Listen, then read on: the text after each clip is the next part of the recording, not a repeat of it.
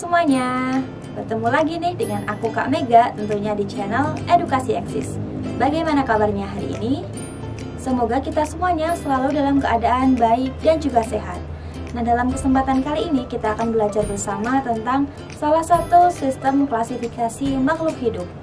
Makhluk hidup yang ada di sekitar kita sangatlah banyak, maka perlu dikelompokkan menjadi golongan-golongan yang disebut dengan klasifikasi. Tujuannya adalah untuk mengelompokkan objek sehingga mempermudah dalam mempelajari dan juga mengenal makhluk hidup yang ada di sekitar kita. Hasil pengelompokan ini ditemukan oleh Robert H. Whittaker yang mana menjadi pengelompok paling digunakan dalam biologi. Nah, pengelompokan ini dibagi menjadi 5 kelompok besar yang mana terdiri dari Monera, Protista, Fungi, Plantae, dan juga Animalia. Nah, untuk kingdom Animalia sendiri menjadi kingdom yang paling besar atau paling banyak jumlah spesiesnya. Jumlah spesies kingdom Animalia sendiri berjumlah 2 juta spesies. Itu pun tidak termasuk dengan spesies yang belum teridentifikasi. Pengelompokan hewan secara vertebrata dan juga invertebrata sudah tidak digunakan dalam pengelompokan makhluk hidup yang baru. Ada beberapa ciri yang perlu kita perhatikan untuk mengelompokkan hewan. Di antaranya yaitu simetri tubuh, jumlah lapisan tubuh, atau ada tidaknya segmen pada tubuh. Berdasarkan ciri tersebut, para ilmuwan biologi mengklasifikasikan kingdom Animalia ke dalam beberapa filum. Berikut ini penjelasannya. Yang pertama ada Porifera. Kata Porifera berasal dari bahasa Latin yaitu porus yang berarti pori dan ver yang berarti membawa. Sehingga hewan ini juga disebut sebagai hewan yang berpori. Porifera adalah hewan spons atau berongga yang berhabitat di perairan. Berdasarkan penyusunan rangka tubuhnya, filum Porifera dibedakan lagi menjadi 3 kelas, yaitu Demosporinae, Calcarea, dan Hexaltinerida. Beberapa nama hewan yang termasuk Porifera adalah Sikon, Clatrina, dan Spongia. Yang kedua ada Coelenterata atau yang disebut Cnidaria. Kata ini diambil dari bahasa Yunani yaitu cnidos, yang artinya jarum penyengat. Cnidaria memiliki sel penyengat atau disebut cnidosit. Sel ini nantinya dipakai untuk menangkap mangsa maupun melindungi diri dari pemangsa. Coelenterata dapat digolongkan menjadi 3 kelas, yaitu Hydrozoa, contohnya Hydra, Obelia, dan Physalia. Scyphozoa, contohnya seperti ubur-ubur. Kemudian ada Anthozoa, contohnya Fungia, Acropora, dan Epiactis. Sebagian besar hewan kategori ini hidup di laut, kecuali Hydra yang berhabitat di air tawar. Yang ketiga ada Mollusca. Berasal dari kata molluscus yang berarti lunak. Mollusca adalah hewan lunak yang masuk ke dalam kelompok triploblastik dan memiliki selomata atau rongga sejati. Secara keseluruhan, tubuh mollusca terdiri atas 3 struktur utama, yaitu kaki yang berfungsi sebagai alat gerak, sebagai tempat terdapatnya organ dalam, serta mantel sebagai pembentuk rongga berisi cairan, tempat lubang, insang, dan anus. Jika dibagi menurut bentuk kaki, simetri tubuh, mantel, dan cangkangnya, Mollusca memiliki 5 kelas, diantaranya Pelecypoda, Scapopoda, Gastropoda, Cephalopoda, dan Apinaura. Yang keempat ada Arthropoda. Arthropoda adalah nama lain dari hewan yang memiliki kaki beruas dan tubuhnya disusun atas triploblastik selomata.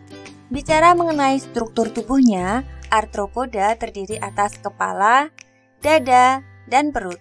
Sementara itu, anggota Arthropoda memiliki habitat yang berbeda-beda, sehingga alat pernapasannya pun bervariasi.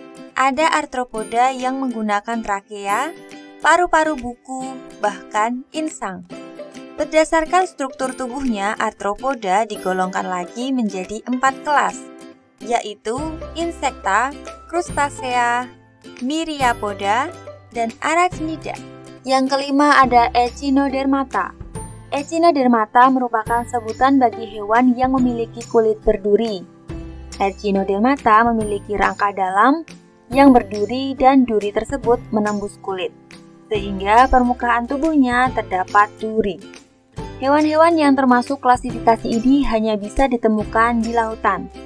Bintang laut, tripang, bulu babi, dan lili laut adalah contoh hewan Echinodermata. Echinodermata dibagi lagi menjadi 5 kelas, yaitu Asteroidea, Ophiuroidea, Echinoidea, Crinoidea, dan Holoturoidea. Yang keenam, Annelida.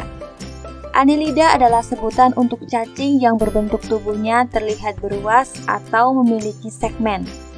Tubuh Annelida bersegmen pada bagian luar dan bagian dalam tubuhnya. Antara tiap segmen dan segmen lainnya terdapat sekat yang disebut septa.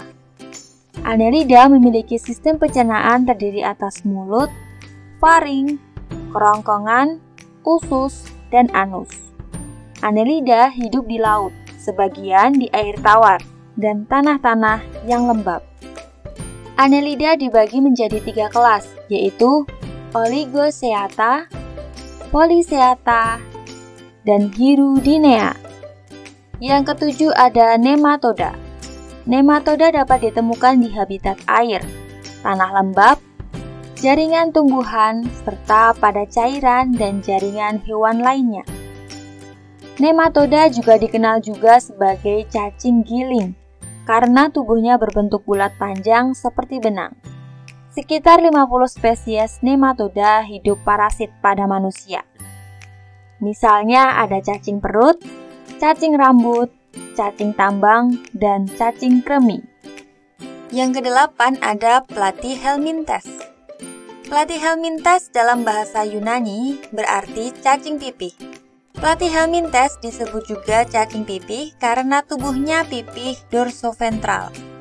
Platyhelminthes didefinisikan sebagai triplobastik atau makhluk yang tubuhnya tersusun atas 3 lapisan, yaitu endoderm, mesoderm, dan ectoderm. Platyhelminthes terbagi menjadi 3 kelas, yaitu Turbellaria, Dermatoda, dan Cestoda. Yang terakhir ada Chordata. Istilah Chordata diambil dari bahasa Yunani, yaitu chorde. Chordata merujuk pada hewan-hewan yang punya kerangka sumbu tubuh yang memanjang atau disebut notochord. Chordata terbagi atas 3 subfilum, yaitu Urochordata, Cephalochordata, dan Vertebrata. Subfilum Vertebrata memiliki jumlah spesies paling banyak di antara anggota filum Chordata lainnya. Vertebrata diklasifikasikan lagi menjadi 8 kelas, yaitu Agnatha, Placodermi, Chondrichthyes, Amphibia, Reptilia, Aves, dan Mamalia. Nah, itu tadi merupakan penjelasan tentang kingdom Animalia dan juga jenis-jenisnya. Semoga materi kali ini bermanfaat ya teman-teman. Jangan lupa like, komen, dan share video ini ke teman-teman kalian semua. Dan tentunya jangan lupa subscribe channel Edukasi Access ini ya. Terima kasih, bertemu di lain video.